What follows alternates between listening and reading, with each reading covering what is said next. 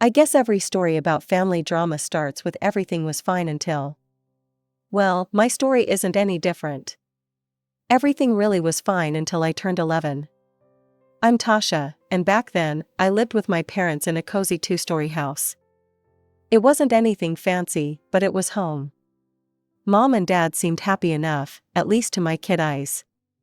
The divorce came as a surprise, even though it was peaceful. No screaming, no fighting over furniture, nothing like what my friend Jenny went through when her parents split up.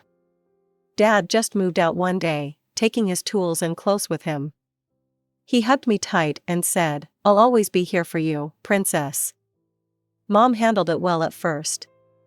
When Dad's alimony checks came in, she'd roll her eyes and mutter under her breath about how it wasn't enough, but that was about it. I spent weekends with Dad at his small apartment above the auto repair shop he was trying to get off the ground. The place always smelled like motor oil and coffee, but I loved it. Then, about a year after the divorce, Mom met Richard. He had 2 daughters, Sarah and Emma, both a couple years younger than me. When Mom told me about their engagement, her eyes lit up like Christmas lights. "Just think about it, honey," she gushed, holding my hands in hers. "You'll have sisters. We'll be a proper family again. Richard is such a wonderful man, and his girls are so sweet. You'll love having siblings."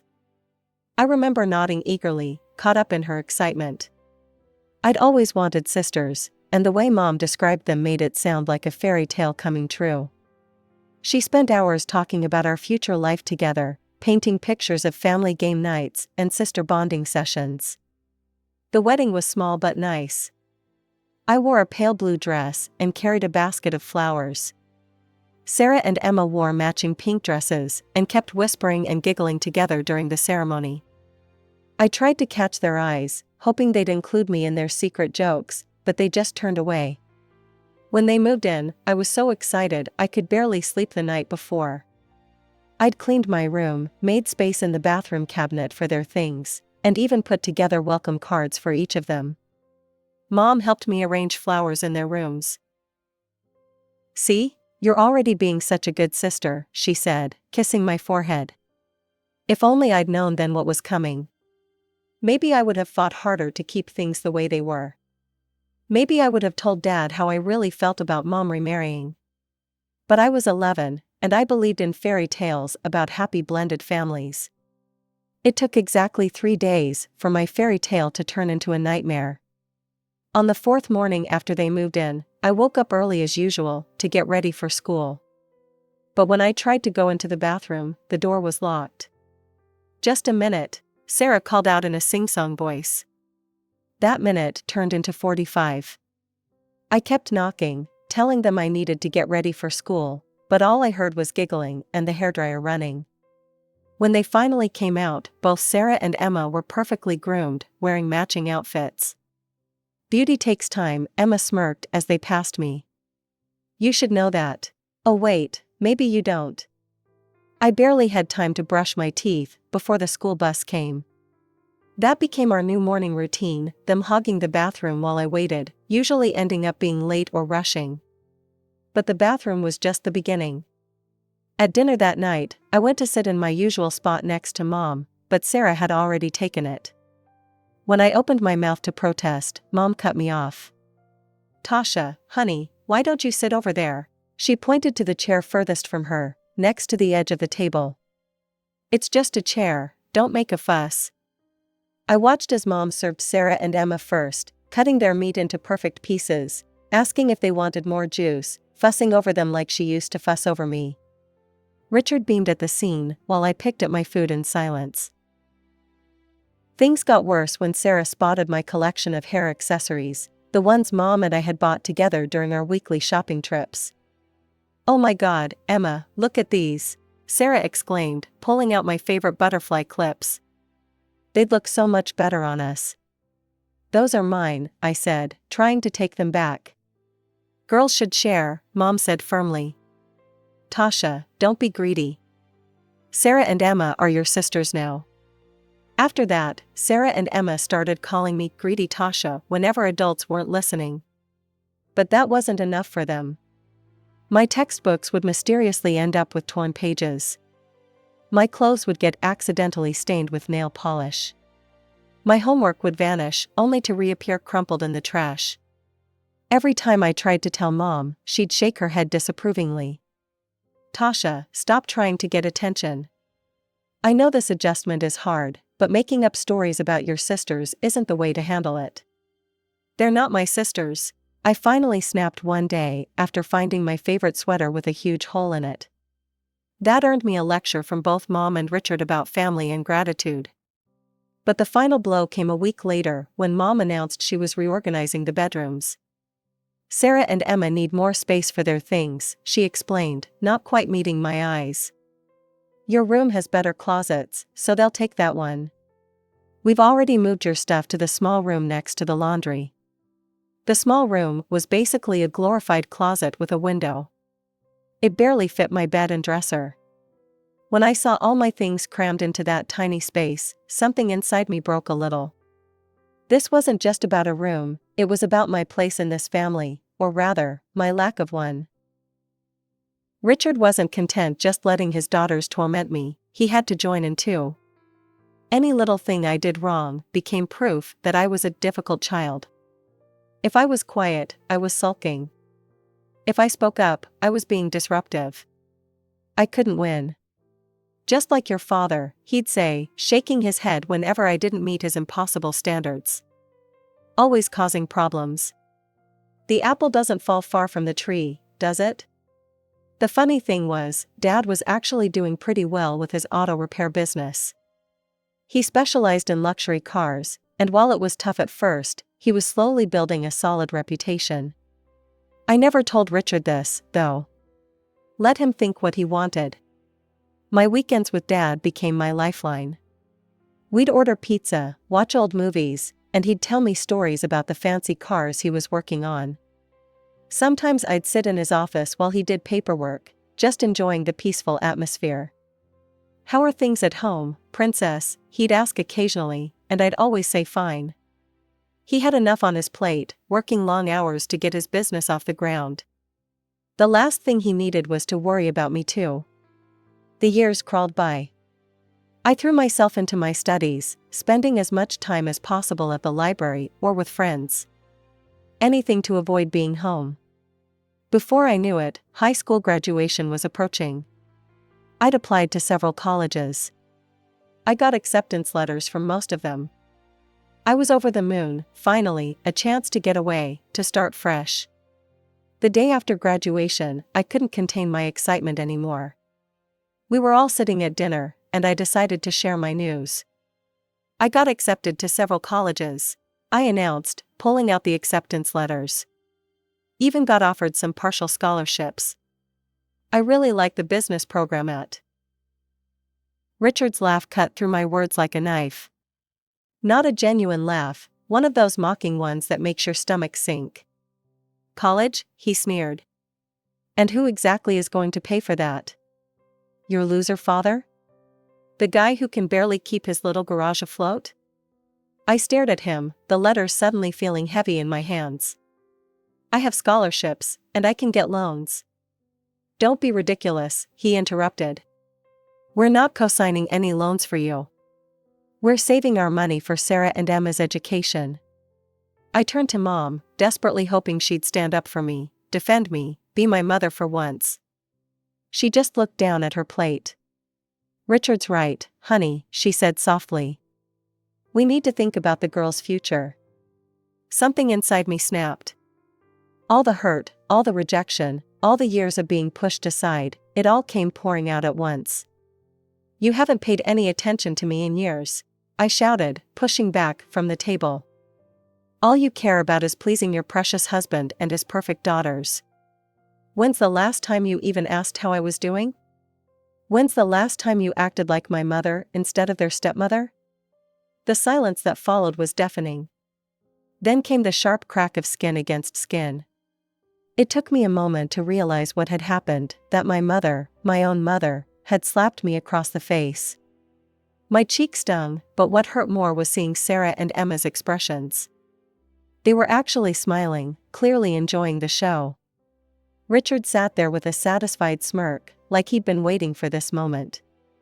I touched my cheek, feeling the heat radiating from where her hand had struck. Mom just stood there, her hand still raised, her face a mixture of anger and something else. Shock?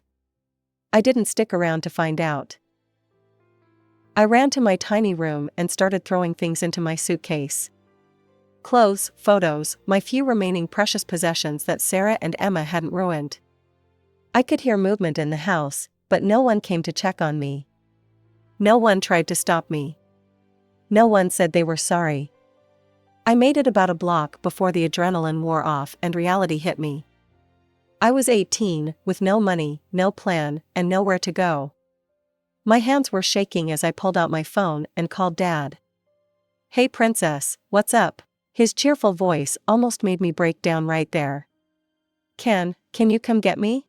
I managed to say, trying to keep my voice steady. "Of course. Where are you?" 15 minutes later, a sleek black Mercedes pulled up beside me. For a moment, I thought I'd given him the wrong street. There was no way this was my dad's car. But there he was, grinning through the open window. "Like my new ride?" he asked as he got out to help me with my suitcase. "This is yours?" I stared at him in disbelief. "I thought it was a customer's car." He laughed, that warm, familiar laugh I'd grown up with. "Nope, all mine. Bought it last week. Business has been good." Then he noticed my suitcase, and his expression changed. "Tasha, what's going on? Why are you out here with a suitcase?" The whole story came pouring out, the college acceptances, Richard's mockery, Mom's betrayal, the slap. Dad's face grew darker with each word. By the end, he was gripping the steering wheel so tight, his knuckles were white. "I'm going over there right now," he growled, starting to turn the car around. "No, Dad, please don't," I grabbed his arm. "It's not worth it. I just want to leave." He looked at me for a long moment, then nodded. "You're right. Let's go home." Over lunch at his place, he'd learned to cook pretty decent pasta over the years. Dad dropped another bombshell. "Remember that fleet contract I was bidding on? With the luxury car rental company?" He was trying to act casual, but I could see him practically bouncing with excitement. "Well, I got it. Exclusive maintenance contract for their entire fleet. The business is really taking off." I was genuinely happy for him, but I must have looked a bit dejected thinking about my own situation, because he quickly added, "And you know what else? I've been saving money for years, putting aside whatever I could for your college fund. It's not enough for an Ivy League school, but combined with your scholarships." I nearly choked on my pasta. You've been saving for my college?" He reached across the table and squeezed my hand. "Of course I have, princess. Did you really think I'd let Richard be right about me?" For the first time that day, I started crying, but these were happy tears. All those years I'd spent protecting Dad from my problems, and here he'd been quietly planning for my future the whole time. I decided to keep my college plans secret from Mom and her perfect family. Let them think they'd won. I spent that summer living with Dad and working at the Sweet Bean Cafe downtown to save up some extra money. Then one afternoon, the bell above the door chimed, and in walked Sarah and Emma, dressed like they were heading to a fashion show instead of a coffee shop. They settled into a booth in my section, of course they did, and smirked as I approached with my notepad. Well, Sarah drawled, loud enough for nearby customers to hear. "Looks like someone found their true calling." Emma snickered.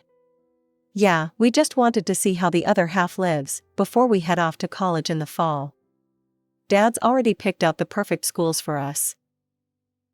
"Can I take your order?" I kept my voice professional, fighting back a smile. If they only knew. "Oh, you'll probably still be taking orders when we graduate," Sarah continued, examining her manicured nails. "But don't worry, maybe we'll leave you nice tips when we visit home from college." I just smiled and wrote down their complicated, half-CAF, extra hot drink orders. Let them have their moment. I knew where I was headed. That fall, I started college in the neighboring state. I threw myself into my business classes, made new friends, and started building a life that had nothing to do with my past. Mom never called to apologize for the slap or for anything else. I didn't call her either. Dad visited whenever he could, and we talked almost every day. 4 years flew by. I graduated with honors and landed a job at a marketing firm in the same city as my college. Starting salary wasn't huge, but it was enough to rent a small apartment and live comfortably. I worked hard, stayed late, took on extra projects. My bosses noticed. The promotions started coming. First junior manager, then senior manager, then team leader. Each one came with a nice bump in pay. I was able to start saving serious money for the first time in my life. Then one day, Dad showed up at my apartment with a massive grin on his face. His business had expanded to 3 locations, and he'd just signed contracts with 2 more luxury car rental companies. "I want you to have this," he said, pulling out a cashier's check. The amount made me dizzy. "It's for a down payment on your own place. You've worked so hard, princess. You deserve this." 2 months later, I was moving into my own apartment, not rented, owned. More raises came. More promotions. I started thinking about buying a house, something with a garden maybe, in one of those quiet neighborhoods outside the city. Then one evening, my phone rang. Unknown number. "Tasha?" The voice was hesitant, familiar in a way that made my stomach clench. It's Mom. "I think it's time we talked. I want to try to fix things between us." "Okay," I heard myself say. "Let's talk." We agreed to meet at a small cafe downtown, neutral territory. When Mom walked in, I almost didn't recognize her. She looked older, tired, nothing like the confident woman who had chosen her new family over me years ago. "You look wonderful," she said, sliding into the seat across from me. Her hands were shaking slightly as she arranged her napkin. We made awkward small talk about the weather and my job until the waitress brought our coffee. Then Mom took a deep breath and the real story came out. "I left Richard," she said, staring into her cup. "Or rather, he left me. After we mortgaged the house to pay for the girls' college." I waited, letting her continue at her own pace. "They promised they'd help with the payments once they graduated." She laughed bitterly. "But when the time came, they had excuses. Always excuses. The job market was tough, they needed to focus on their careers, they had their own expenses." She wiped her eyes with a trembling hand. "We lost the house. All those years of payments, gone. And Richard, he just packed up and moved in with Sarah. Said he couldn't handle the financial stress anymore." "Mom," I started, but she held up her hand. "Please, let me finish. I was wrong, Tasha. I chose them over you. I let them hurt you. I hurt you. And I am so sorry." The tears in her eyes were real. The tremor in her voice was real. And despite everything, despite all the years of pain and rejection, I found myself reaching across the table to take her hand. "I forgive you," I said softly, surprising myself with how much I meant it. The next few days, I couldn't stop thinking about our conversation. About Mom, alone and homeless after giving everything to people who had given nothing back. It felt like karma, in a way, but it didn't make me happy. Instead, I felt a strange mix of sadness and opportunity, a chance to be the bigger person. I called her on a Wednesday evening. "I've been thinking about buying a house," I said after we exchanged hellos. "Something in the old neighborhood, with a garden maybe. It would be too big for just me, but maybe you'd like to live there?" I took a week off work and flew home to house hunt. Found a beautiful place just outside town, nothing fancy, but solid and welcoming, with a wraparound porch and mature trees in the yard. Mom cried when she saw it. When Dad heard about my decision, I expected him to be upset. Instead, he surprised me. "You've got a bigger heart than most, princess," he said, hugging me tight. "I'm proud of you." The next few months fell into a pleasant routine. I'd fly in for weekend visits, spend time with Dad first, then head over to the new house to see Mom. We were rebuilding our relationship slowly but surely. She seemed happier, more like the mom I remembered from childhood. During one visit, I noticed some unfamiliar things in the house: men's boots by the door, a jacket I didn't recognize hanging in the hallway. "Oh, just a friend visiting," Mom said quickly when I asked. "You know how it is." I didn't think much of it at the time. Maybe I should have. The call came on a Tuesday morning. I was just settling into work when my phone lit up with Aunt Carol's number. "Tasha, honey," she said, her voice hesitant. "There's something you need to know. It's about your mother. Well, Richard's living in the house. Him and his daughters. They moved in months ago." "That's impossible," I said. "I was just there 2 weeks ago." "It was just Mom." "Because she makes them leave before you visit," Aunt Carol said gently. "They clear out every time you're scheduled to come. I found out from Marie next door. She's been watching them come and go for months now." Suddenly, those friends' belongings I'd seen made terrible sense. The boots, the jacket. The way Mom had brushed off my questions. I thanked her, hung up, and booked the first flight home. No warning, no calls to Mom. Just grabbed my laptop, I could work remotely, and headed to the airport. It was Wednesday afternoon when I pulled up to the house in my rental car. Richard's old pickup was in the driveway, the same one he'd had all those years ago. My key turned smoothly in the lock. The scene in the kitchen could have been pulled straight from my teenage years. Mom at the stove, wearing her favorite apron, fussing over a pot of something that smelled like Richard's favorite beef stew. Sarah and Emma at the kitchen table, looking exactly like their old entitled selves, just older. Richard in his usual chair, reading the newspaper. Mom saw me first. The wooden spoon she was holding clattered to the floor. "Tasha," her face went white. "I wasn't expecting you until Saturday." "Clearly," I said, my voice surprisingly steady. "What are they doing here?" "We live here now," Sarah announced with a smirk. "Mom invited us." She realized family should stick together. "Family?" I turned to Mom, who was nervously wiping her hands on her apron. "After everything they did to you? After they cost you your house?" "They apologized," Mom said weakly. "They're trying to make things right. Richard's changed, the girls have changed." "Get them out," I cut her off. "Now. This is my house, and I want them gone." "No." Mom straightened up, and I saw that familiar stubborn look cross her face. "I love them, and I want them here." "Love them?" I couldn't believe what I was hearing. "They drove you into debt. They cost you your house. Have you forgotten how they treated me? How they bullied me every single day? How they destroyed my things, stole my room, made my life hell?" "That was years ago," Mom waved her hand dismissively. "They were just children then." "And what about now?" I demanded. "They used you for college money and abandoned you. Richard left you when things got tough. How can you just forgive that?" "Because they're family," Mom insisted, her chin lifting stubbornly. "They made mistakes, but they're sorry now."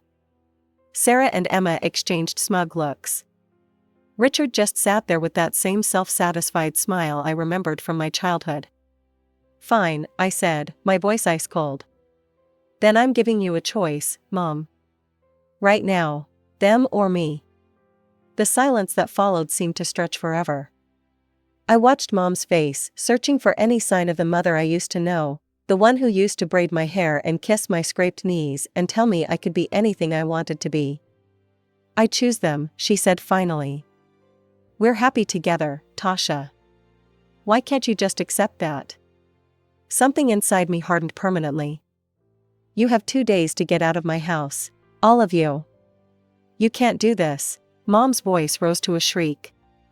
"I'm your mother. You can't throw me out."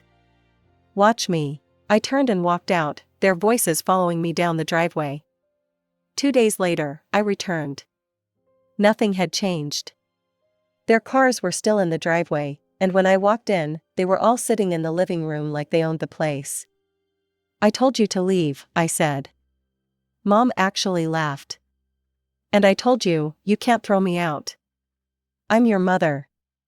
Fine. I pulled out my phone and dialed 911. Then I'll let the police explain it to you. You wouldn't dare. Richard started to rise from his chair. Hello? Yes, I need assistance removing unauthorized occupants from my property. I stated my address clearly, maintaining eye contact with Mom the whole time. What followed was ugly. The police arrived within minutes. Mom screamed and cried as the officers explained that yes, I could evict them, and no, she had no legal right to stay. Richard turned purple with rage, calling me every name he could think of. Sarah and Emma joined in, their true colors showing through their designer clothes and fake smiles. You ungrateful bitch, Mom shrieked as the police escorted them out. After everything I've done for you. Everything you've done for me? I watched them load their belongings into their cars. Name one thing, Mom. Just one thing you've done for me since the day you married him. She had no answer for that. Aunt Carol keeps me updated, though I never ask. They're living in a small apartment across town, struggling to make rent. Richard still can't hold down a job. Sarah and Emma never visit, too busy with their own lives to care about the mother who sacrificed everything for them. Sometimes Mom calls late at night, but I never answer. The house sits empty most of the time. I'm thinking about selling it, maybe buying something closer to the city where I live now. Something smaller, cozier. Something that doesn't hold any echoes of the past.